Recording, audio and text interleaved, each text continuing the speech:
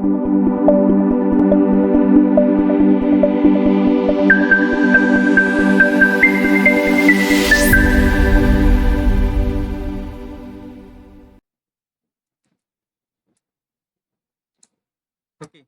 so welcome back to Mondays Academy. So 19th August 2024 Hindu ആണ് നമ്മൾ അനാലിസിന് എടുത്തിട്ടുള്ളത്. സോ ഫ്രണ്ട് പേജിലേക്ക് വരുന്ന സമയത്ത് നമുക്ക് ഫസ്റ്റ് ആർട്ടിക്കിളിലേക്ക് പോവാം. Supreme court intervenes in rape and murder of daughter. ഞാൻ പറഞ്ഞിട്ടുണ്ടായിരുന്നു, ഒരു ന്യൂസ് അല്ലെങ്കിൽ ഏതെങ്കിലും തരത്തിലുള്ള ന്യൂസ് വരികയാണെന്നുണ്ടെങ്കിൽ ഏകദേശം ഒരു 1 month അല്ലെങ്കിൽ ഒരു 2 weeks ഒക്കെ കണ്ടിന്യൂസ് ആയിട്ട് ന്യൂസിൽ ഉണ്ടായിരിക്കുന്ന കാര്യം. ഓക്കെ, എന്തെങ്കിലും ഇഷ്യൂ നടന്നു കഴിഞ്ഞാൽ. അതുപോലെ തന്നെ ഇവിടെ ഇപ്പം നമുക്ക് കൊൽക്കത്ത ആ ഒരു റേപ്പ് കേസുമായി ബന്ധപ്പെട്ട കാര്യങ്ങളാണ് വന്നിട്ടുള്ളത്. അപ്പം ഈ ഒരു ആർട്ടിക്കിൾസ് നിന്ന് നമുക്ക് നോക്കാനുള്ളത്, സുപ്രീം കോർട്ട് ഇവിടെ സുവോ മോട്ടോ കേസ് എടുത്തിട്ടുണ്ട് എന്നാണ് പറയുന്നത്. അപ്പൊ എന്താണ് ഈ ഒരു സുവോ മോട്ടോ കോഗ്നിസൻസ് എന്നുള്ള കാര്യങ്ങളും സുപ്രീം കോർട്ട് എങ്ങനെയാണ് ഒരു കേസ് എടുത്തിട്ടുള്ള കാര്യങ്ങളും മാത്രം എന്ന് മനസ്സിലാക്കിയാൽ മതി. ബാക്കിയെല്ലാം ജസ്റ്റ് ഒരു അപ്ഡേഷൻ ആയിട്ട് മാത്രം അറിഞ്ഞിരിക്കാൻ ശ്രമിക്കാം. ഓക്കെ, സോ ഇതിൽ 2-3 കാര്യങ്ങൾ പറയുന്നത്, ഇന്ത്യൻ മെഡിക്കൽ അസോസിയേഷൻ ഒരു കമ്മിറ്റി ഫോം ചെയ്തിട്ട് യൂണിയൻ ഹെൽത്ത് മിനിസ്റ്ററിക്ക് ഒരു ഡോക്യുമെന്റ്, ദാറ്റ് മീൻസ് എന്താണ് ഒരു സേഫ്റ്റി സ്റ്റാൻഡേർഡ്സ് ആവശ്യമായിട്ടുള്ള എന്നുള്ള ഒരു ഡോക്യുമെന്റ് ഉണ്ട്. അപ്പോൾ ഒരു ഡോക്യുമെന്റ് ഫൈനൽ ആയി കഴിഞ്ഞാൽ നമുക്ക് എന്തായാലും എഡിറ്റോറിയൽ വരും. അപ്പോൾ നമുക്ക് വളരെ ഇമ്പോർട്ടന്റ് ആർട്ടിക്കിൾ ആയിരിക്കും. അങ്ങനെയാണ് ഹെൽത്ത് സെക്ടേഴ്സിലേക്ക് വരുന്ന സമയത്ത് സേഫ്റ്റി അങ്ങനെ എൻഷുർ ചെയ്യാൻ പറ്റുന്ന ഒരു ആർട്ടിക്കിൾ ആയിരിക്കും. അപ്പോൾ നമുക്ക് കുറച്ചുകൂടി ഇമ്പോർട്ടന്റ് ആയിരിക്കും. ദെൻ ഒരുപാട് പത്മ അവാർഡ്സ് കിട്ടിയിരിക്കുന്ന ഒരുപാട് ഡോക്ടേഴ്സ് ഈ ഒരു പ്രൈം മിനിസ്റ്ററിനെയൊക്കെ ക്രിട്ടിസൈസ് ചെയ്തിട്ടുണ്ടായിരുന്നു ഈ ഒരു ഇഷ്യൂമായി ബന്ധപ്പെട്ടിട്ട്. സോ അത് മാത്രമാണ് നമുക്ക് ഒരു ആർട്ടിക്കിൾ നോക്കാനുള്ളത്. Moving on to next article. Next ഒരു അപ്ഡേഷൻ മാത്രമാണ്. Malaysian prime minister arriving today, trade strategic ties on agenda.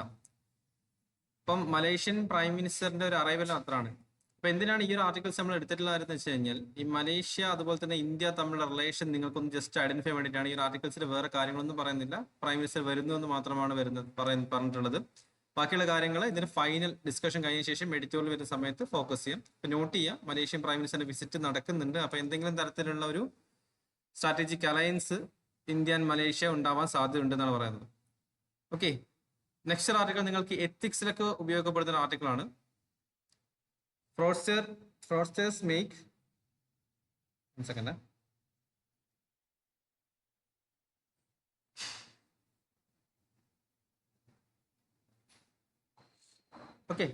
make the dead die twice in Raigada. അപ്പൊ ഇമ്പോർട്ടന്റ് ആർട്ടിക്കിൾ എന്ന് വെച്ച് കഴിഞ്ഞാൽ, ഇതിലൊരു ഇൻട്രസ്റ്റിംഗ് ഫാക്ട് എന്ന് വെച്ച് കഴിഞ്ഞാൽ,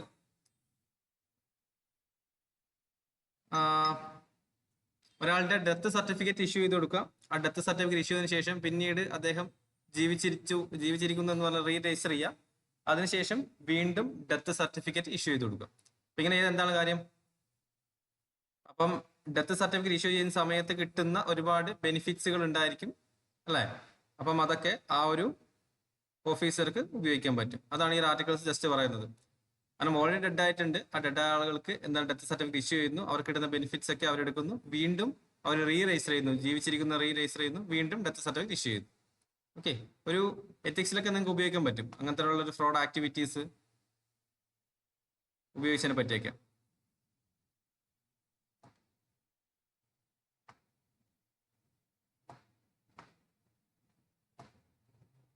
ഓക്കെ, നെക്സ്റ്റ് ന്യൂസ് പേജിലേക്ക് വരുന്ന സമയത്ത് വീണ്ടും ഇവിടെ കൊൽക്കത്ത റേപ്പ് കേസുമായി ബന്ധപ്പെട്ടിരിക്കുന്ന ആർട്ടിക്കിൾസ് ആണ്. അതിന്റെ പലതരത്തിലുള്ള അപ്ഡേഷൻസ് മാത്രമാണ് വരുന്നത്. ഓക്കെ, നെക്സ്റ്റ് ആർട്ടിക്കിൾ വരുന്നത് നിങ്ങൾ പ്രിലിംസ് പോയിന്റ് ഓഫ് വ്യൂ മാത്രം അറിഞ്ഞിരിക്കുക. Army fields tactical assault canine sack at bilateral exercise in Sri Lanka. അപ്പൊ പുതിയൊരു കനൈൻ ഇൻട്രൊഡ്യൂസ് ചെയ്തു എന്നാണ് പറയുന്നത്. അപ്പൊ ഇതിൽ നമുക്ക് നോക്കാനുള്ള കാര്യം, പ്രിലിംസ് പോയിന്റ് ഓഫ് വ്യൂല് മിത്രശക്തി എന്ന് പറഞ്ഞിട്ടുള്ള ഒരു ആർട്ടിക്കിൾ ആണ്. ഓക്കെ, സോ മിത്രശക്തി എന്താണ്? ഇതൊരു ബൈലാറ്ററൽ എക്സസൈസ് ആണ്. ആര്? ശ്രീലങ്കയും അതുപോലെ തന്നെ ഇന്ത്യയും തമ്മിലുള്ള ഒരു ബൈലാറ്ററൽ എക്സസൈസ് ആണ്. ഇത് മിലിറ്ററി ആണോ അല്ലെങ്കിൽ നേവി ആണോ എന്നുള്ള കാര്യങ്ങൾ നോക്കുക. അപ്പൊ ഇത് ഇന്ത്യൻ ആർമിയും ശ്രീലങ്കൻ ആർമിയും തമ്മിലുള്ള ഒരു ബൈലാറ്ററൽ എക്സസൈസ് ആണ് ഓപ്പറേഷൻ മിത്രശക്തി എന്ന്, അല്ലെങ്കിൽ എക്സസൈസ് മിത്രശക്തി എന്ന് പറഞ്ഞിട്ടുള്ളത്. പ്രിലിംസിനൊക്കെ തീർച്ചയായിട്ടും ചോദിക്കാൻ സാധ്യതയുള്ള കാര്യങ്ങളായിരിക്കും ഇത്തരം ബൈലാറ്ററൽ എക്സസൈസ് എന്താണെന്നുള്ളത്. ഓക്കെ, അപ്പൊ അത് മാത്രം ഈ ആർട്ടിക്കിൾ നോക്കാൻ ശ്രമിക്കാം. അതുപോലെ തന്നെ ഈ ഒരു എക്സസൈസിന്റെ ഒബ്ജക്റ്റീവ് എന്താണ്?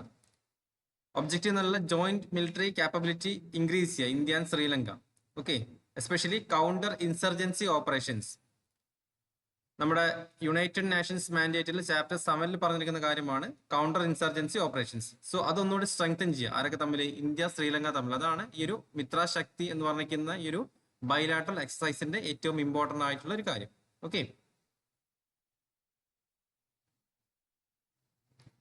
അപ്പൊ ഓപ്പറേഷൻ മിത്രശക്തി ഒന്ന് നോട്ട് ചെയ്ത് വെക്കുക.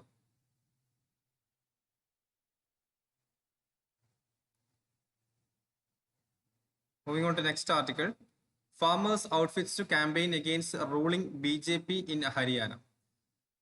അപ്പൊ ഇത് ഹരിയാനയിലുള്ള BJP ഗവൺമെന്റിനെതിരെയുള്ള ഒരു ഫാമേഴ്സിന്റെ പ്രൊട്ടസ്റ്റിനെ പറ്റിയാണ് പറയുന്നത്. അപ്പൊ അതിൽ നമുക്ക് പൊളിറ്റിക്സ് ഒന്നും നോക്കേണ്ട ആവശ്യമില്ല. ഇതില് പറഞ്ഞിരിക്കുന്ന ഒരു ഫോർമുല, ഇപ്പം MSP അല്ലെങ്കിൽ മിനിമം സപ്പോർട്ട് പ്രൈസ് ആണ്. മിനിമം സപ്പോർട്ട് പ്രൈസിനെ പറ്റിയാണ് ഇതിൽ പറഞ്ഞിട്ടുള്ളത്. അപ്പൊ മിനിമം സപ്പോർട്ട് പ്രൈസ് സഫീഷ്യന്റ് അല്ല എന്നാണ് ഈ ഒരു ഹരിയാനയിലുള്ള ഫാമേഴ്സ് പറഞ്ഞിട്ടുണ്ടായിരുന്നത്. അവർ പറഞ്ഞ കാര്യം എന്ന് വെച്ച് കഴിഞ്ഞാൽ C2 + 50% എന്ന് പറഞ്ഞിരിക്കുന്ന ഒരു ഫോർമുല. അപ്പൊ ഈ ഫോർമുല എന്താണെന്ന കാര്യം നിങ്ങൾ നോട്ട് ഡൗൺ ചെയ്യാം. MS സ്വാമിനാഥൻ ഫോർമുല എന്ന് പറയും. MSP കാൽക്കുലേറ്റ് ചെയ്യുന്നതിനുള്ള MS സ്വാമിനാഥന്റെ ഒരു ഫോർമുലയാണ് C2 + 50%. അപ്പൊ എന്താണ് C2 + 50%? മുന്നേ A2 + FL എന്ന് പറഞ്ഞിട്ടുള്ള ഒരു ഫോർമാറ്റിലാണ് നമ്മൾ MSP ഇതുവരെ കാൽക്കുലേറ്റ് ചെയ്യുന്നത്. ഇത് ആവശ്യമായിട്ടില്ല. C2 + 50% എന്നുള്ള ഫോർമുല ഉപയോഗിക്കണം എന്നാണ് പറയുന്നത്. അപ്പം ജസ്റ്റ് ആ ഫോർമുല നിങ്ങളൊന്ന് ഗൂഗിൾ ചെയ്ത് നോക്കുക. അപ്പൊ എന്താണ് നിങ്ങൾക്ക് ആ ഐഡിയ മനസ്സിലാവും. എന്താണ് C2 + 50%, A2 + FL ഫോർമുല എന്താണെന്നുള്ള കാര്യങ്ങൾ നോട്ട് ഡൗൺ ചെയ്തിരിക്കാം. ഇതിൽ പറഞ്ഞിരിക്കുന്ന മറ്റൊരു കാര്യം, അതർ ഇഷ്യൂസ് എന്ന് പറഞ്ഞ രീതിയിൽ ഫാമേഴ്സ് അനുഭവിക്കുന്ന കുറച്ച് ഇഷ്യൂസുകളെ പറ്റി പറയുന്നുണ്ട്. Okay, for example big companies എങ്ങനെയാണ് ഫാമേഴ്സിന് ഇഷ്യൂ സംഭവിക്കുന്നത്. അതുപോലെ തന്നെ പിങ്ക് ബോൾവോം, അതുപോലെ തന്നെ ഈ കോട്ടൺ കൾട്ടിവേഷൻസിൽ വരുന്ന ഒരു ഇഷ്യൂ ആണ് പിങ്ക് ബോൾവോം.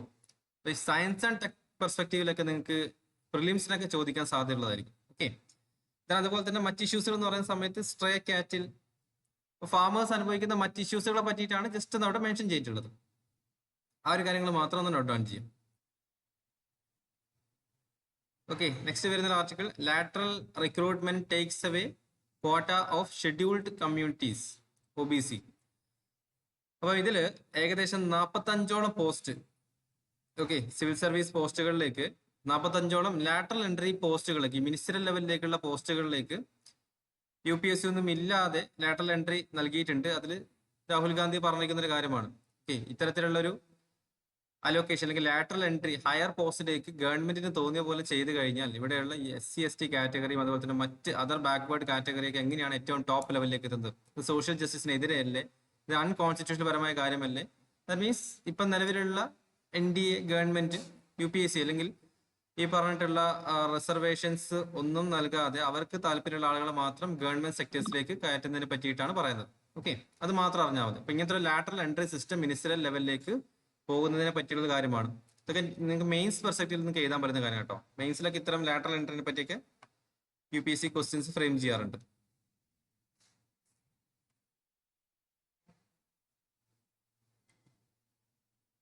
നെക്സ്റ്റ് ആർട്ടിക്കിൾ നോക്കുകയാണെന്നുണ്ടെങ്കിൽ railways to adjust its clock to maintain the right time. Railway accidents നമ്മൾ റീസെന്റ് ആയിട്ട് ഒരുപാട് കണ്ടിട്ടുണ്ടായിരുന്നു. അപ്പം റെയിൽവേ ആക്സിഡൻസിൽ നിങ്ങൾക്ക് ഇതിപ്പോൾ ഒരു മെയിൻസ് പെർസ്പെക്റ്റീവിൽ നോക്കുന്ന സമയത്ത് ആസ് എ വേ ഫോർവേഡ് ആയിട്ട് ഒരു പ്രോപ്പർ ടൈം ഫോർമാറ്റ്. ഓക്കെ, പലപ്പോഴും ഒരു മില്ലി സെക്കൻഡ്സിന്റെ വ്യത്യാസങ്ങളൊക്കെ പല ക്ലോക്കുകളും തമ്മിലുണ്ടായിരിക്കും. അതുകൊണ്ട് എന്ത് സംഭവിക്കും? റെയിൽവേ ആക്സിഡൻസുകൾ സംഭവിക്കും. സോ ആ ഒരു ഇഷ്യൂസുകൾ ഇല്ലാതിരിക്കാൻ വേണ്ടി റെയിൽവേസ് എന്ത് ചെയ്യാൻ പോവാണ്? ഒരു പ്രോപ്പർ ടൈം ഫോർമാറ്റ്, അതായത് എല്ലാ റെയിൽവേ സെക്ടേഴ്സ്, എല്ലാ സോൺസിലും ഒരു പ്രോപ്പർ ടൈം ഫോർമാറ്റ്, അതന്നെ വളരെ ആക്യുറേറ്റ് ആയിട്ടുള്ള ഒരു ടൈം ഫോർമാറ്റ് കൊണ്ടുവരാനാണ് ശ്രമിക്കുന്നത്. ഓക്കെ, സോ അത് research organisation, that means research designs and standards ഓർഗനൈസേഷൻസും അതുപോലെ തന്നെ റെയിൽവേ ബോർഡും ചേർന്നിട്ടാണ് ഈ ഒരു പ്രോപ്പർ ടൈം ഫോർമാറ്റ് കൊണ്ടുവരാൻ ശ്രമിക്കുന്നത്. ഒരു uniform time across all systems, എല്ലാ സിസ്റ്റത്തിനും ഒരു യൂണിഫോം ടൈം കൊണ്ടുവരാം. ഇപ്പൊ നിലവിലത്തെ കണ്ടീഷൻസിൽ എന്താണ്? സ്റ്റേഷൻ മാസ്റ്റേഴ്സ് അവരുടെ ടോപ്പ് പോസ്റ്റ് ഒഫീഷ്യൽസിൽ നിന്ന് കിട്ടുന്ന ടൈമിനനുസരിച്ചിട്ട് അവരുടെ ക്ലോക്ക് അഡ്ജസ്റ്റ് ചെയ്ത് വെക്കാനാണ് പതിവ്. ഇനി ആ ഒരു സിസ്റ്റം വേണ്ട, നമുക്ക് നാവിക് സിസ്റ്റം. ഓക്കെ, നാവിക് എന്താണ്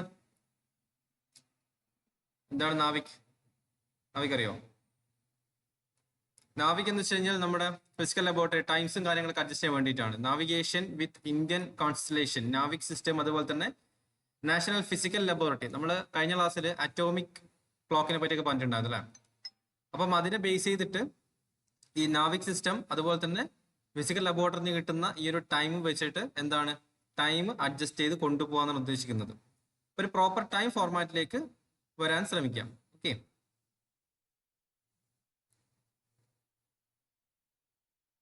പിന്നെ നിങ്ങൾക്ക് മറ്റൊരു ഇമ്പോർട്ടൻ്റ് ആർട്ടിക്കിൾ അല്ല, ജസ്റ്റ് ഒരു അപ്ഡേഷൻ മാത്രമാണ്. ഇവിടെ സെൻട്രൽ കൺസ്യൂമർ പ്രൊട്ടക്ഷൻ അതോറിറ്റി, നിങ്ങൾക്ക് ഈ ഒരു ആർട്ടിക്കിൾ നിന്ന് CCPA എന്താണെന്നുള്ള കാര്യങ്ങൾ ഉണ്ടെങ്കിൽ CCPA പറ്റി മാത്രം ഇവിടെ പറഞ്ഞുള്ള കാര്യം എന്ന് വെച്ച് കഴിഞ്ഞാൽ CCPA imposes fine on IAS coaching centres for misleading ad. Recent ആയിട്ട് ശ്രീറാം നമുക്കറിയാം, റാവുസ് IAS അക്കാദമിയിൽ നടന്നിരിക്കുന്ന ഇഷ്യൂസിനെ സംബന്ധിച്ച് ഒരുപാട് തരത്തിലുള്ള ഇഷ്യൂസുകൾ നടന്നുകൊണ്ടിരിക്കുന്നുണ്ട്. അല്ലെങ്കിൽ ഇതിന് മുന്നേ തന്നെ പാർലമെന്ററി കമ്മിറ്റീസ് ഒക്കെ ഡൽഹിയിൽ ബേസ്ഡ് ആയിട്ടുള്ള IAS അക്കാദമീസിന്റെ മുകളിലൊക്കെ ഒരുപാട് കണ്ടു. കാരണം വെച്ച് കഴിഞ്ഞാൽ ഏറ്റവും കൂടുതൽ ഈ ഒരു ഫണ്ട് ട്രാൻസാക്ഷൻസ് നടക്കുന്നത് ഇത്തരം IAS സെന്റേഴ്സിലേക്കാണ്. അപ്പൊ അതുകൊണ്ട് തന്നെ ആ ഒരു ചട്ടക്കൂടലിനകത്തുനിന്ന് ഈ റീസെന്റ് ആയിട്ട് വന്നിരിക്കുന്ന ഈ ഒരു ന്യൂസ് എന്ന് പറയുന്നത് ശ്രീറാം IAS ഏകദേശം 200+ കാൻഡിഡേറ്റ്സ് ഞങ്ങളുടെ അടുത്ത് നിന്നാണ് വന്നതെന്നുള്ള കാര്യങ്ങളൊക്കെ പറഞ്ഞ ഒരു അഡ്വർടൈസ്മെന്റ് കൊടുത്തിട്ടുണ്ടായിരുന്നു. അപ്പൊ CCP അവർക്ക് ഒരു 3 ലക്ഷം രൂപ പണിഷ്മെന്റ് പെനാൽറ്റി നൽകി. അപ്പൊ എന്താണെന്ന് വെച്ച് കഴിഞ്ഞാൽ ഈ 200 പേരൊന്നും ഇതുവരെ അവിടെ എന്ത് ചെയ്തിട്ടില്ല, ക്വാളിഫൈ ചെയ്തിട്ടില്ല. വെറും 171 പേര് മാത്രമാണ്. അതിൽ 171 പേര് തന്നെ എങ്ങനെയാണ് വരുന്നത്, ജസ്റ്റ് ഒരു അപ്ഡേഷന് വേണ്ടി മാത്രം വരുന്ന ആളുകൾ, അല്ലെങ്കിൽ ജസ്റ്റ് ഒരു മെയിൻസ് പെർസ്പെക്റ്റീവിലോ അല്ലെങ്കിൽ പ്രിലിംസ് എന്തെങ്കിലും ചെറിയൊരു ഫോർമാറ്റിലും പ്രോപ്പർ ആയിട്ട് ഇവരുടെ സ്റ്റുഡൻസ് അല്ല. അപ്പൊ ഇത്തരത്തിലുള്ള മിസ്ലീഡിംഗ് ആഡ്സ് കൊടുക്കുന്ന സമയത്ത് എന്താണ് UPSC ആസ്പിറൻസിന്റെ റൈറ്റ് ടു ബി ഇൻഫോംഡ് എന്ന് പറഞ്ഞിരിക്കുന്ന ഫണ്ടമെന്റൽ റൈറ്റ് വയലേറ്റ് ചെയ്യപ്പെടുകയാണെന്നാണ് CCP പറഞ്ഞത്. അപ്പൊ CCP എന്താണെന്നുള്ള കാര്യങ്ങൾ മാത്രം ഒന്ന് ജസ്റ്റ് ഫോക്കസ് ചെയ്യാം. ഓക്കെ, നെക്സ്റ്റ് അടുത്ത article, Jaishankar calls on Kuwait prime minister crown prince to discuss ties. അപ്പം നേരത്തെ പറഞ്ഞ പോലെ തന്നെ ഇവിടെയും നിങ്ങൾ ഓർത്തിരിക്കുക, ഇന്ത്യ ആൻഡ് കുവൈറ്റ് തമ്മിലുള്ള റിലേഷൻ. നമ്മൾ IR പഠിക്കുന്ന സമയത്ത് ഇന്ത്യ കുവൈറ്റ് തമ്മിൽ റിലേഷൻ ഉണ്ടോ, ഇന്ത്യ മ്യാൻമാർ തമ്മിൽ റിലേഷൻ ഉണ്ടോ എന്നുള്ള കാര്യങ്ങളൊക്കെ ഡൗട്ട് വരാതിരിക്കാൻ വേണ്ടിയിട്ടാണ് ഈ ഒരു ആർട്ടിക്കിൾ ജസ്റ്റ് ഒന്ന് മെൻഷൻ ചെയ്യുന്നത്. ഇതിനകത്ത് കൂടുതൽ ഡിസ്കഷൻസും കാര്യങ്ങളൊന്നും ഇല്ല. അവർ ഡിസ്കഷൻസ് പോകുന്നതേ ഉള്ളൂ. പോയി കഴിഞ്ഞാൽ മാത്രമാണ് നമുക്ക് ഫൈനൽ ഇതിൻ്റെയൊക്കെ എഡിറ്റോറിയൽ വരുന്ന സമയത്താണ് നമുക്ക് കുറച്ച് ഡീറ്റെയിൽ ആയിട്ട് വേണ്ടത് ഇന്ത്യ കുവൈത്തിലുള്ള റിലേഷൻ എന്തായെന്നുള്ള കാര്യം. റീസെന്റ് ആയിട്ടുള്ള ഒരു ആക്സിഡന്റ് ആണല്ലോ, ഫയർ ആക്സിഡന്റ്. അതും കൂടി ഇതിനകത്ത് ഇമ്പോർട്ടന്റ് ആയിട്ടുള്ള ഫാക്ടറാണ്. ഫയർ ആക്സിഡന്റ് കൂടി കഴിഞ്ഞ സമയത്ത് അതിനെപ്പറ്റിയൊക്കെ ഡിസ്കസ് ചെയ്യാം. സെക്യൂരിറ്റി സ്റ്റാൻഡേർഡ്സ് മെൻഷൻ ചെയ്യുന്നതിനെ പറ്റിയൊക്കെയാണ് ഈ ഒരു ഡിസ്കഷൻസിൽ വരാൻ പോകുന്നത്. Okay, next, FSSAI begins project on micro plastic contamination. അങ്ങനെ എന്താണ് ഇതിൽ നിങ്ങൾക്ക് നോക്കേണ്ട കാര്യം, എന്താണ് മൈക്രോ പ്ലാസ്റ്റിക്? ഈ മൈക്രോ പ്ലാസ്റ്റിക് എങ്ങനെയാണ് വരുന്നത്? ഈ മൈക്രോ പ്ലാസ്റ്റിക് അതുപോലെ തന്നെ നാനോ പ്ലാസ്റ്റിക്സ് എന്നുള്ള കാര്യങ്ങളുണ്ട്. അപ്പം ഏറ്റവും കൂടുതൽ മറൈൻ എക്കോസിസ്റ്റത്തിനെ ബാധിക്കുന്നതും കോറൽസിനെയൊക്കെ ബാധിക്കുന്ന ഒരു കാര്യമാണ് ഈ micro plastic contamination. Micro plastic എന്ന് വെച്ചാൽ നമ്മൾ സാധാ പ്ലാസ്റ്റിക് തന്നെ ഏറ്റവും മൈക്രോ കണ്ടന്റ് ആയിട്ട് മാറുന്നു. അപ്പം ഈ മത്സ്യങ്ങളൊക്കെ ഇത് ഭക്ഷിക്കാറുണ്ട്. അപ്പം എപ്പോഴും ഉള്ള ഒരു ഇഷ്യൂ ആണ് മൈക്രോ പ്ലാസ്റ്റിക് കണ്ടാമിനേഷൻ. UN തന്നെ ഇതിനെപ്പറ്റി ഡീറ്റെയിൽ ആയിട്ട് ഡിസ്കഷനും കാര്യങ്ങൾ നടന്നതാണ്. അപ്പം ഈ ഒരു ടൈമിൽ നിങ്ങൾ ഈ മൈക്രോ പ്ലാസ്റ്റിക് എന്താണ്, നാനോ പ്ലാസ്റ്റിക് എന്താണെന്നുള്ള കാര്യങ്ങൾ നോക്കാം. ഇവിടെ FSSAI പറഞ്ഞിരിക്കുന്ന കാര്യം എന്ന് വെച്ചാൽ ഈ മൈക്രോ പ്ലാസ്റ്റിക് കണ്ടാമിനേഷൻസ് കുറക്കുന്നതിന് വേണ്ടിയിട്ടുള്ള ഒരു പ്രൊജക്റ്റ് ആണ് മുന്നോട്ട് വെക്കാൻ ഉദ്ദേശിച്ചിട്ടുള്ളത്. ഓക്കെ, സാരി കാര്യങ്ങൾ മാത്രം നോക്കാം. നമുക്ക് എന്താണ് നോക്കാനുള്ളത്, മൈക്രോ പ്ലാസ്റ്റിക്കിനെ പറ്റി മാത്രം ജസ്റ്റ് ഒന്ന് ഫോക്കസ് ചെയ്യാം. Then 12% of test spices sample fail quality safety standards. നമുക്കറിയാം MDH ആൻഡ് എവറസ്റ്റ് എന്ന് പറഞ്ഞിരിക്കുന്നത് നമ്മുടെ സ്പൈസസിന്റെ ഇന്ത്യയിൽ നിന്നാണ്. ഇന്ത്യ എന്ന് പറയുന്നത് സ്പൈസസ് കൺട്രിയാണ് അല്ലെ. കൂടുതലും നമ്മൾ മസാല ബോണ്ട് എന്ന് കേട്ടിട്ടുണ്ടോ? മസാല ബോണ്ട് എന്ന് വെച്ചാൽ ബോണ്ടാണ്. അപ്പം ആ ബോണ്ട് ഇന്റർനാഷണൽ ലെവലിൽ എക്കണോമിക് പെർസ്പെക്റ്റീവ് ആണ്. ഇന്റർനാഷണൽ ലെവലിൽ ചൈനയിലൊക്കെ ഉപയോഗിക്കുന്ന പോലത്തെ ഒരു ബോണ്ടാണ്, നമ്മുടെ സെക്യൂരിറ്റി ഡോക്യുമെന്റ് ആണ്. അപ്പൊ അതിന് മസാല ബോണ്ട് എന്ന് പറയാൻ കാരണം എന്ന് വെച്ച് കഴിഞ്ഞാൽ ഇന്ത്യ ഒരു സ്പൈസസ് കൺട്രി ആണെന്ന ലെവലിലാണ്, ഒരു സ്പൈസി കൺട്രിയാണ് ഇന്ത്യ. അതുകൊണ്ടാണ് ആ ബോണ്ട് മസാല ബോണ്ട് എന്ന് പേര് വന്നിട്ടുള്ളത്. അപ്പൊ ഞാൻ ജസ്റ്റ് ഒന്ന് പറഞ്ഞത് മാത്രമേ ഉള്ളൂ. അപ്പൊ ഇവിടെ ഈ ഒരു സ്പൈസസിന്റെ എക്സ്പോർട്സ്, ഇന്ത്യയിൽ നിന്നാണ് കൂടുതൽ സ്പൈസസുകൾ ഉണ്ടാകുന്നത്. നമുക്ക് ഹിസ്റ്ററി കാലഘട്ടം മുതലേ അറിയാം, കൂടുതൽ എക്സ്പോർട്ട് നടക്കുന്നുണ്ട്. അപ്പം ഈ എക്സ്പോർട്ട് ചെയ്യുന്ന സ്പൈസസിന്റെ അകത്തൊക്കെ പെസ്റ്റിസൈഡ്സ് കണ്ടാമിനേഷൻസ് വളരെ കൂടുതലാണ് എന്ന് പറഞ്ഞിട്ടുള്ള ഇഷ്യൂസ് ഉണ്ടായിരുന്നു. വളരെയധികം പെസ്റ്റിസൈഡ്സ് കണ്ടാമിനേഷൻസ് ഉണ്ട്. അപ്പം അതുകൊണ്ട് തന്നെ പല കൺട്രീസും എന്ത് ബാൻ ചെയ്തു, നമ്മുടെ ഈ ഒരു സ്പൈസസിന്റെ എക്സ്പോർട്ട് ബാൻ ചെയ്തിട്ടുണ്ടായിരുന്നു. ഓക്കെ, ഇതൊരു അപ്ഡേഷൻ മാത്രം കേട്ടോ. അപ്പൊ നിലവിലാണെങ്കിൽ MDH ആൻഡ് എവറസ്റ്റ് എന്ന് പറഞ്ഞിരിക്കുന്ന കമ്പനിയിലാണ് അവരുടെ കൂടുതൽ പ്രൊഡക്റ്റ്. നമ്മൾ കൂടുതൽ സ്പൈസസ് എക്സ്പോർട്ട് ചെയ്യുന്നവരാണ്. അവർ ന്യൂസിലൻഡ്സിലായിക്കോട്ടെ, യുണൈറ്റഡ് സ്റ്റേറ്റ്സ് ആയിക്കോട്ടെ, ഓസ്ട്രേലിയ ആയിക്കോട്ടെ, UK ആയിക്കോട്ടെ, ഒരുപാട് കൺട്രീസ് നമ്മുടെ സ്പൈസസ് എക്സ്പോർട്സ് ടൈറ്റൻ ചെയ്തിട്ടുണ്ട്. കുറെ കൺട്രീസ് ബ്ലോക്ക് ചെയ്തിട്ടുണ്ട്. ഓക്കെ, അപ്പൊ ഇപ്പോൾ അങ്ങനെ അതിനുശേഷമാണ് ഇതൊരു ടെസ്റ്റ് സേഫ്റ്റി സ്റ്റാൻഡേർഡ്സും ടെസ്റ്റ് ചെയ്ത് നോക്കിയത്. ഏകദേശം 4054 സാമ്പിൾസ് ടെസ്റ്റ് ചെയ്തതിൽ 474 പ്രൊഡക്ട്സ് ക്വാളിറ്റി മീറ്റ് ചെയ്യുന്നില്ല എന്നുള്ള ഒരു ഇമ്പോർട്ടൻ്റ് ആയിട്ടുള്ള ഇൻഫർമേഷൻസ് വന്നിട്ടുണ്ടായിരുന്നു. ഓക്കെ, അത് മാത്രമാണ് നമുക്ക് ആ ആർട്ടിക്കിൾ നോക്കാനുള്ളത്. Moving on to next article. FMRI may reveal depression subtypes and treatments that could work. Okay. അപ്പൊ FMRI എന്ന് വെച്ച് കഴിഞ്ഞാൽ functional magnetic resonance imaging system. അപ്പം ഈ ഒരു സിസ്റ്റം വെച്ചിട്ട് നമ്മുടെ ഈ ഒരു ഡിപ്രഷൻ, ഓക്കെ, അപ്പം ഡിപ്രഷൻ ഈ ഒരു കാലഘട്ടത്തിൽ യൂത്തിന്റെ ഇടയിലാണെങ്കിലും കൂടിക്കൊണ്ടിരിക്കുകയാണ് അതിന്റെ സിംറ്റംസും കാര്യങ്ങളും. അപ്പൊ ഡിപ്രഷന് ഒരു പ്രോപ്പർ ആയിട്ടുള്ള ട്രീറ്റ്മെന്റ് ഫെസിലിറ്റീസ് ഇല്ല. അപ്പം റീസെന്റ് ആയിട്ട് നടന്നിരിക്കുന്ന ഈ ഒരു FMRI, ഈ ഒരു മാഗ്നറ്റിക് റെസൊണൻസ് ഇമേജൻസിലൂടെ ഡിപ്രഷൻ എങ്ങനെയാണ് വരുന്നത്, ഓക്കെ, അങ്ങനെ ഏകദേശം ഐഡന്റിഫൈ ചെയ്തിട്ടുള്ള ഡിപ്രഷന്റെ സബ് ടൈപ്സുകൾ എന്തൊക്കെയാണ്, ഒരു മെയിൻ ഡിപ്രഷന്റെ സബ് ടൈപ്പുകൾ വരുന്നത്. അങ്ങനെയുള്ള ഡിപ്രഷൻസിന്റെ സബ് ടൈപ്സിൽ ഏകദേശം ആറെണ്ണം ഐഡന്റിഫൈ ചെയ്തിട്ടുണ്ടായിരുന്നു. ഈ 6 ഏകദേശം 3 ക്യൂർ ചെയ്യാൻ പറ്റും എന്നുള്ള കാര്യങ്ങൾ കണ്ടെത്തിയിട്ടുണ്ട്. Okay, that means antidepressants ഉപയോഗിച്ചിട്ടോ അല്ലെങ്കിൽ തെറാപ്പി മോഡ്സ് ഉപയോഗിച്ചിട്ടോ നമുക്ക് എന്ത് ചെയ്യാൻ പറ്റും, ഈ ഡിപ്രഷൻസ് നമുക്ക് കുറക്കാൻ സാധിക്കും എന്നാണ് ഇപ്പം റീസെന്റ് ആയിട്ടുള്ള കണ്ടുപിടുത്തം. അത് മാത്രമാണ് ഈ ആർട്ടിക്കിൾ നമുക്ക് നോക്കാനുള്ളത് കൂടെ. അപ്പം ഡിപ്രഷനുമായി ബന്ധപ്പെട്ട കാരണം യൂത്തിൽ നടക്കുന്നത് നമുക്ക് എവിടെ ഉപയോഗിക്കാം, ഹ്യൂമൻ ഡെവലപ്മെന്റ് എന്ന് പറഞ്ഞിരിക്കുന്ന ഒരു സെക്ടറിലാണ് മെയിൻസിൽ വരുന്നത്. ഫിലിംസിന് വരില്ല, മെയിൻസിന് മാത്രമാണ്. അവിടെ നിങ്ങൾക്ക് ജസ്റ്റ് കോട്ട് ചെയ്യാൻ പറ്റുന്ന ഒരേ ഒരു പോയിന്റ് ആയിട്ട് നിങ്ങൾക്ക് വേണമെങ്കിൽ ഇത് യൂസ് ചെയ്യാം. നെക്സ്റ്റ് ആർട്ടിക്കിൾ ബ്ലൂ മൂൺ ബെയിൽഫുൾ സെക്യൂല. അപ്പൊ ബ്ലൂ മൂൺ എന്ന് ആക്ച്വലി പറയുന്ന കാര്യം എന്ന് വെച്ച് കഴിഞ്ഞാൽ നമുക്ക് 2 കോൺസിക്യൂട്ടീവ് ഫുൾ മൂൺ വരുന്ന സമയത്ത്, അതായത് 1 മന്തിനുള്ളിൽ തന്നെ 2 ഫുൾ മൂൺ വരുന്നതിനാണ്. അപ്പൊ അതിൽ വരുന്ന സെക്കൻഡ് മൂണിനാണ് നമ്മൾ ആക്ച്വലി ബ്ലൂ മൂൺ എന്ന് പറയുന്നത്. കുറച്ചുകൂടെ വലിയ മൂണായിരിക്കും. ബ്ലൂ മൂൺ എന്ന് വെച്ച് കഴിഞ്ഞാൽ നല്ല വലുപ്പം കൂടുതലുള്ള മൂണായിരിക്കും.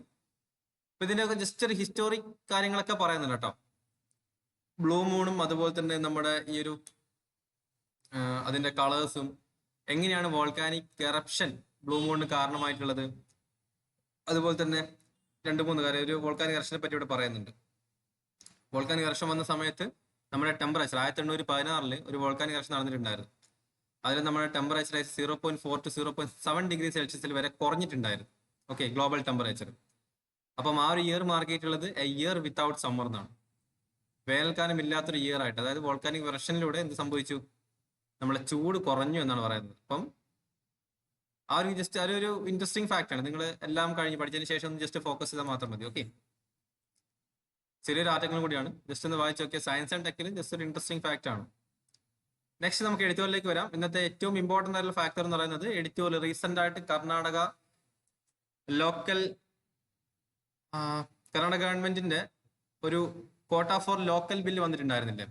അതായത് ലോക്കൽ പീപ്പിൾസിന് മാത്രം വർക്കുകൾ അലോക്കേറ്റ് ചെയ്യാന്നുള്ളത് കർണാടകയുടെ ഒരു ബില്ല് വന്നിട്ടുണ്ടായിരുന്നു. മൈഗ്രന്റ് വർക്കേഴ്സിനൊന്നും വർക്ക് കൊടുക്കാൻ പാടില്ല എന്നുള്ള ലെവലില്.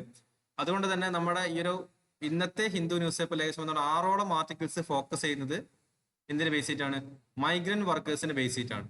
അപ്പൊ 6 ആർട്ടിക്കിൾസും വായിക്കാൻ പറ്റുന്നുണ്ടെങ്കിൽ നിർബന്ധമായി വായിക്കുക. നിങ്ങൾക്ക് മെയിൻസിൽ ഏത് പെർസ്പെക്റ്റീവിലും ക്വസ്റ്റ്യൻ ചോദിച്ചു കഴിഞ്ഞാലും ഈ ഒരൊറ്റ 6ഓളം ആർട്ടിക്കിൾസിൽ നിന്ന് എഴുതാനുള്ള കാര്യങ്ങൾ മൊത്തം ഇതിനകത്ത് നൽകിയിട്ടുണ്ട്. ഓക്കെ, കാരണം 1-2 ആർട്ടിക്കിൾസ് അല്ല, 6-7 ആർട്ടിക്കിൾസ് വരെ മൈഗ്രൻസുമായി ബന്ധപ്പെട്ടിരിക്കുന്ന കാര്യങ്ങളാണ്. ഇതിൽ ഫസ്റ്റ് ആർട്ടിക്കിൾ എന്ന് പറയുന്നത് new migrant reality in Karnataka's gig sector.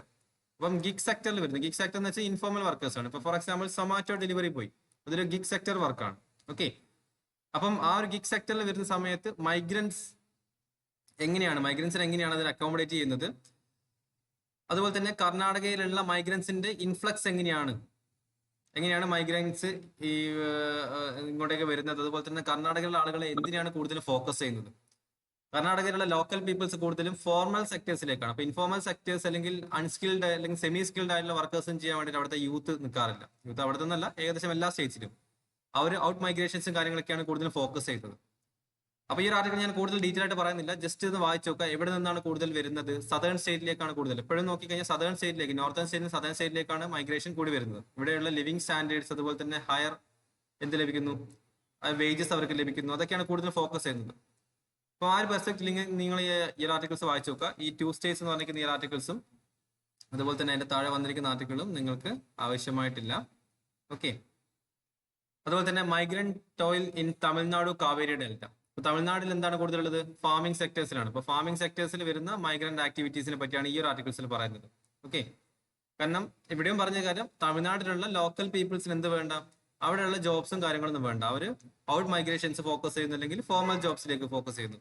അപ്പം അവിടെ ആരാണുള്ളത്? പിന്നീട് ഏജ്ഡ് ആയിട്ടുള്ള പോപ്പുലേഷൻസും പിന്നീട് മൈഗ്രൻസ് ആയിട്ട് വരുന്ന ആളുകളുമാണ്. ഇവരാണ് അവിടുത്തെ എന്ത് നോക്കുന്നത്? ഈ അഗ്രികൾച്ചർ സെക്ടേഴ്സിലേക്ക്, സെമി സ്കിൽഡ് ആൻഡ് അൺസ്കിൽഡ് വർക്കേഴ്സിലേക്ക് നോക്കുന്നത്. അപ്പൊ ഇതില് അഗ്രികൾച്ചർ സെക്ടേഴ്സിന്റെ ഡിക്ലൈൻ എന്തുകൊണ്ടാണെന്നുള്ള കാര്യങ്ങളൊക്കെ അതിൽ വ്യക്തമായിട്ട് ഈ ഒരു ആർട്ടിക്കിൾസിൽ പറയുന്നത്. അപ്പൊ ഇത് തമിഴ്നാടിന്റെ പോയിന്റ് ഓഫ് വ്യൂലാണ്. ഓക്കെ, നേരത്തെ കർണാടകയായിരുന്നു ഫോക്കസ് ചെയ്തിട്ടുള്ളത്. ഇവിടെ തമിഴ്നാടിനെ ഫോക്കസ് ചെയ്തിട്ട് തമിഴ്നാട്ടിൽ ഇമ്പോർട്ടന്റ് ആയിട്ടുള്ള അഗ്രികൾച്ചർ സെക്ടേഴ്സിന്റെ മൈഗ്രൻസിന്റെ പാർട്ടിസിപ്പേഷൻ എങ്ങനെയാണ്, അതാണ് ഈ ഒരു ആർട്ടിക്കിൾസിൽ ഫോക്കസ് ചെയ്യുന്നത്. ഓക്കെ, എസ്പെഷ്യലി കാവേരി ഡെൽറ്റയാണ് പറയുന്നത്. നെക്സ്റ്റ് നമ്മൾ കേരളത്തിലേക്ക് വരുന്ന സമയത്ത് Kerala dependence on migrant workers. അപ്പൊ മറ്റ് രണ്ട് സ്റ്റേറ്റ്സിനെ അപേക്ഷിച്ച് ഏറ്റവും കൂടുതൽ മൈഗ്രൻസിനെ ഫോക്കസ് ചെയ്യുന്ന അല്ലെങ്കിൽ മൈഗ്രൻസിനെ ഡിപ്പെൻഡ് ചെയ്യുന്നതും കേരളത്തിലാണ്. കേരളത്തിലാണ് ഏറ്റവും കൂടുതൽ ഔട്ട് മൈഗ്രേഷൻസ് നടക്കുന്നത്. അതുപോലെ തന്നെ കേരളത്തിലാണ് ഏറ്റവും കൂടുതൽ സെമി സ്കിൽഡ് അല്ലെങ്കിൽ കൂടുതലും യൂത്ത് എന്തിനാണ് ഫോക്കസ് ചെയ്യുന്നത്? അവര് ഫോർമൽ സെക്ടർ ജോബ്സിലേക്കാണ് കൂടുതലും ഫോക്കസ് ചെയ്യുന്നത്. ഇൻക്ലൂഡിങ് ഒരു ബ്ലൂ കോളർ ജോബ്സിലൊന്നും അവർ അധികം താല്പര്യപ്പെടാറില്ല. ഓക്കെ, അപ്പം കൂടുതലും ഔട്ട് മൈഗ്രേഷൻസിലും പോയിക്കൊണ്ടിരിക്കുകയാണ്. അപ്പൊ ഈ ഒരു ആർട്ടിക്കിൾസ് പറഞ്ഞിരിക്കുന്നത് കേരളയുടെ മൈഗ്രന്റ് വർക്കേഴ്സിനുള്ള ഡിപ്പെൻഡൻസ് എത്രത്തോളമാണെന്നുള്ളത്. ഓക്കെ, കൺസ്ട്രക്ഷൻ വർക്ക് ആയിക്കോട്ടെ, സെമി സ്കിൽഡ് ആൻഡ് അൺസ്കിൽഡ് വർക്കിലേക്കും കൂടുതലും ആരാണ് വരുന്നത്? മൈഗ്രന്റ് വർക്കേഴ്സ് ആണ്. അതായത് ടോട്ടൽ ലേബർ ഫോഴ്സിലേക്ക് 26.3% കേരളത്തിൽ ആരാണുള്ളത്? മൈഗ്രൻസ് ആണുള്ളത്. ഏകദേശം ഒരു 1/4 മൈഗ്രൻസ് ആണ്. അപ്പൊ മൈഗ്രൻസിനെ കംപ്ലീറ്റ്ലി ഒറ്റയടിക്കൂടെ പറഞ്ഞു വിട്ട് കഴിഞ്ഞാൽ കേരളത്തിൽ ഒരു വർക്കും മുന്നോട്ട് പോയില്ല, കൺസ്ട്രക്ഷൻസ് ഒന്നും നടക്കില്ല. കാരണം പലതരത്തിലുള്ള കൺസ്ട്രക്ഷൻ ഫീൽഡിലൊക്കെ ആണെങ്കിൽ മൈഗ്രൻസ് ആണ് കൂടുതലും ഫോക്കസ് ചെയ്തുകൊണ്ടിരിക്കുന്നത്. ഓക്കെ, അപ്പം എവിടെ നിന്നാണ് കൂടുതൽ മൈഗ്രൻസ് വരുന്നത് കേരളത്തിലേക്ക്? കേരളത്തിൽ കിട്ടുന്ന അവരുടെ ഫെസിലിറ്റീസ്, വെൽഫെയർ സ്കീംസ്, ഓരോ സെക്ടർ നോക്കാം, വെൽഫെയർ സ്കീംസ് നൽകുന്നുണ്ട്. അതേപോലെ തന്നെ അവർക്കുള്ള വെയ്ജ്, അവരുടെ ഹോം സ്റ്റേസിൽ കിട്ടുന്നതിനെക്കാട്ട് വെയ്ജ് അവർക്ക് ലഭിക്കുന്നുണ്ട്. അവരുടെ മക്കൾക്കെല്ലാം പഠിക്കാനുള്ള ഫെസിലിറ്റീസ് നൽകുന്നുണ്ട്. അവർക്ക് നല്ല ലിവിങ് സ്റ്റാൻഡേർഡ്സ് പറയുന്നുണ്ട്. ലാസ്റ്റ് ഫൈനൽ ഒരു ഡിഗ്നിഫൈഡ് ആയിട്ടുള്ള എൻവയോൺമെന്റ് കൊടുക്കണമെന്ന് മാത്രമേ പറയുന്നുള്ളൂ. താമസ സൗകര്യം കാര്യങ്ങളൊക്കെ ഒന്നുകൂടി ഡിഗ്നിഫൈ ചെയ്ത് ഇവിടെ ആളുകളെ പോലെ കൊടുക്കണമെന്ന് മാത്രമേ ആസ് എ വേ ഫോർവേഡ് പറയുന്നുള്ളൂ. ബാക്കി എല്ലാ കാര്യങ്ങളും മറ്റ് സ്റ്റേറ്റ്സിനെ അപേക്ഷിച്ച് കേരളം നന്നായിട്ട് കൊടുക്കുന്നുണ്ട്. കാരണം കേരളത്തിന് അറിയാം ഇവരില്ലെങ്കിൽ കേരളത്തിൽ ഒരു വർക്കും നടക്കില്ല എന്നുള്ള കാര്യങ്ങൾ അറിയാം. Okay, next the same article, the many jobs across the border. Okay, ഹിന്ദുവിൽ പറയുന്നുണ്ട്, ഇപ്പൊ കർണാടക ബില്ല് വന്നുകൊണ്ട് വന്നിരിക്കുന്ന 6-7 ആർട്ടിക്കിൾസ് എന്തിനെ പറ്റിയായിരിക്കും? ഈ ഒരു മൈഗ്രന്റ് വർക്കേഴ്സിനെ ബന്ധപ്പെട്ടിരിക്കുന്ന ആർട്ടിക്കിൾ ആണെന്നുള്ള കാര്യങ്ങൾ. ഈ ഒരു ആർട്ടിക്കിളും സെയിം കാര്യങ്ങൾ തന്നെയാണ് പറയുന്നത്. അപ്പൊ എല്ലാം കൂടി നിങ്ങൾ ഒരുമിച്ച് ഇതില് കർണാടക അതുപോലെ തന്നെ ആന്ധ്രാപ്രദേശിൽ നിന്ന് കർണാടകയിലേക്ക് മൈഗ്രേറ്റ് ചെയ്തിരിക്കുന്ന ആൾക്കാരെ പറ്റി മാത്രമാണ് ഫോക്കസ് ചെയ്യുന്നത്. Okay, across the borders. കാരണം ആന്ധ്രാപ്രദേശിൽ എങ്ങനെയാണ് ലഭിക്കുന്നത്? ഡിപ്പെൻഡൻസ് ഓൺ കർണാടക, എങ്ങനെയാണ് ഡിപ്പെൻഡ് ചെയ്യുന്നത്? അപ്പൊ ഇതൊന്ന് പ്രത്യേകിച്ച് കൂടുതലൊന്നും ഇതിൽ നോക്കാനില്ല, ജസ്റ്റ് വായിച്ചു നോക്കിയാൽ നിങ്ങൾക്ക് ഒരു ഐഡിയ കിട്ടും എവിടെ നിന്ന് എങ്ങനെയാണ് മൈഗ്രേഷൻസ് പോസിബിലിറ്റീസും കാര്യങ്ങളൊക്കെ എങ്ങനെയാണെന്നുള്ള കാര്യങ്ങൾ. Okay, the next A snapshot of migration India. The same, ഇതിൽ കുറച്ചുകൂടി നാഷണൽ സാമ്പിൾ സർവേ ഓഫീസിന്റെ കുറച്ചുകൂടി ക്രെഡിബിൾ ആയിട്ടുള്ള റിപ്പോർട്ടാണ്. എവിടെ നിന്ന് എവിടേക്കാണ് മൈഗ്രേഷൻസിന്റെ റീസൺ എന്താണ്? അപ്പൊ ഇതിൽ പറഞ്ഞിരിക്കുന്നത് മൈഗ്രേഷൻ റീസൺ മാരേജ് പറയുന്നുണ്ട് കേട്ടോ. മൈഗ്രേഷൻ ഫോർ മാരേജ് ഇവിടെ നോക്കിക്കഴിഞ്ഞാൽ സ്റ്റേറ്റ്സ്, ഇതൊന്നും വായിക്കണമെന്ന് നിർബന്ധമില്ല, വായിച്ചു നോക്കി ഈ ഒരു ടേബിൾ നിങ്ങൾക്ക് വ്യക്തമായി നോക്കാൻ പറ്റും. ടേബിൾ ഒന്ന് ജസ്റ്റ് നോക്കാം. Migrated to Maharashtra, percent of external migrants 11% മഹാരാഷ്ട്രയിൽ എക്സ്റ്റേണൽ സെക്ടറിൽ മൈഗ്രൻസ് ആണ് വരുന്നത്. അതുപോലെ തന്നെ ഇവിടെ എന്താണ് പറഞ്ഞിട്ടുള്ളത്? Highest internal migration migrated to U P, percent of internal migrants 13.34. Next migrated to Maharashtra, migrated from, ഈ ഒരു ആർട്ടിക്കിൾ നോക്കി കഴിഞ്ഞാൽ ഉത്തർപ്രദേശിൽ നിന്നാണ് കൂടുതൽ മഹാരാഷ്ട്ര. യു പി ടു മഹാരാഷ്ട്രയാണ് ഇന്ത്യയിൽ ഏറ്റവും കൂടുതൽ മൈഗ്രേഷൻ നടക്കുന്നത്. ഓക്കെ, പിന്നെ ഗൾഫ് കൺട്രിയിൽ നിന്ന് കേരളത്തിലേക്കുള്ള നടക്കുന്നത്. ഗൾഫ് കൺട്രിയിൽ നിന്ന് കേരളത്തിൽ നിന്ന് ഗൾഫ് കൺട്രീസിലേക്കുള്ളത്. ദെൻ ഉത്തർപ്രദേശിൽ നിന്ന് ഡൽഹിയിലേക്കുള്ളത്. അതുപോലെ തന്നെ ബീഹാറിൽ നിന്ന് വെസ്റ്റ് ബംഗാളിലേക്ക്, ബീഹാറിൽ നിന്ന് ജാർഖണ്ഡിലേക്ക്, ബീഹാറിൽ നിന്ന് ഉത്തർപ്രദേശിലേക്ക് പോകുന്ന ആളുകൾ. അപ്പൊ ഇതിൽ തന്നെ നോക്കിയാൽ നമുക്ക് അറിയാൻ പറ്റും ഏത് സ്റ്റേറ്റ്സിലാണ് കൂടുതലും വേജ് കണ്ടീഷൻസ് ഒക്കെ വളരെ കുറവുള്ള കാര്യങ്ങളൊക്കെ. തന്നെ മൈഗ്രേഷൻ ഫോർ മാരേജിന് വേണ്ടിയിട്ട്, മാരേജ് ഒരു റീസൺ ആണെന്ന് പറയാറുണ്ട്. Marriage was one of the main reasons, 68.2% of all reasons for migration as well. ഇപ്പൊ കല്യാണം കഴിച്ചിട്ട് തീറ്റിപ്പോറ്റാൻ പൈസ ഇല്ലെങ്കിലും മൈഗ്രേഷൻ ചിലപ്പം വേണ്ടി വരും. ഓക്കെ, ഇവിടെ കല്യാണത്തിന് വേണ്ടിയിട്ടാണ് പറയുന്നത്. നമുക്ക് ഏത് പെർസ്പെക്റ്റീവിൽ വേണമെങ്കിൽ നോക്കാം.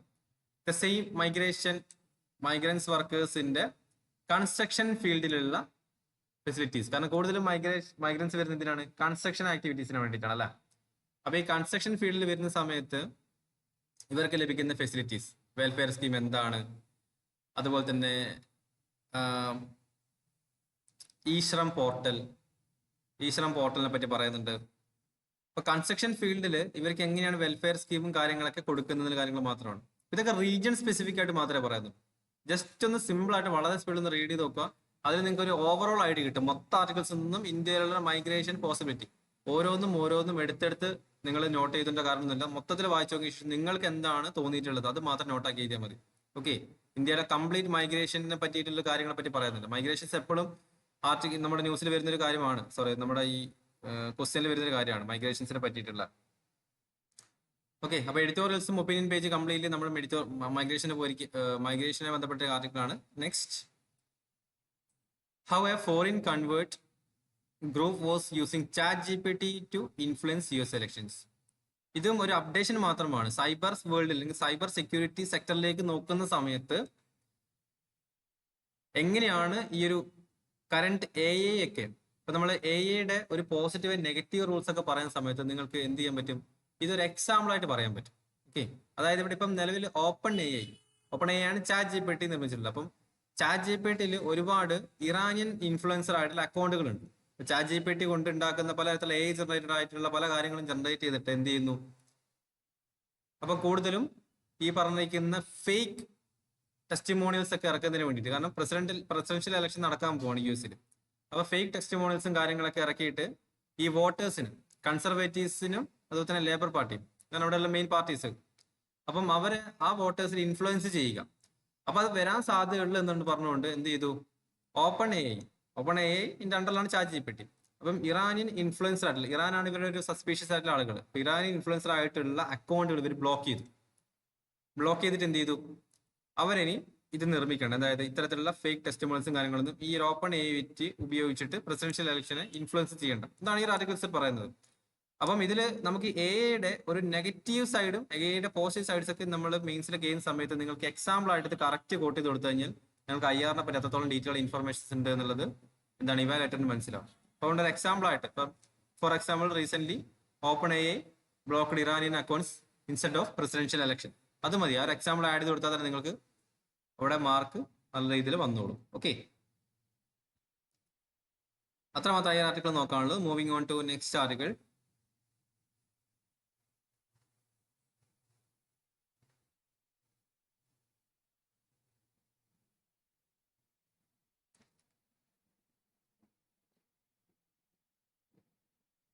നെക്സ്റ്റ് നിങ്ങൾക്ക് ഈ ഷിപ്പിങ്ങിന്റെ 2 ആർട്ടിക്കിൾസ്, അത് ഭയങ്കര കോംപ്ലിക്കേറ്റഡ് ആയതുകൊണ്ട് നമുക്ക് അത്രത്തോളം ഡീറ്റെയിൽ ആയിട്ട് ആവശ്യമായിട്ടില്ല.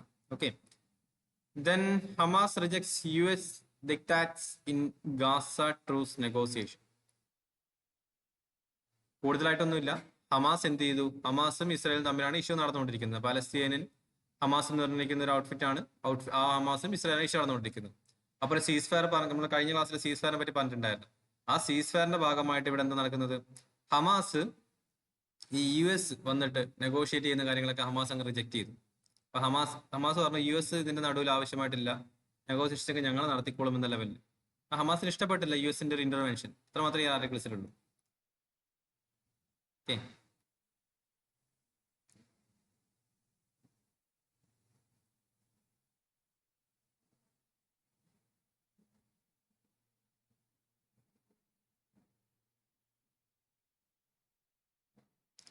ഇതൊരു മാൽ ന്യൂട്രീഷനെ പറ്റി പറയുന്നുണ്ട് കേട്ടോ.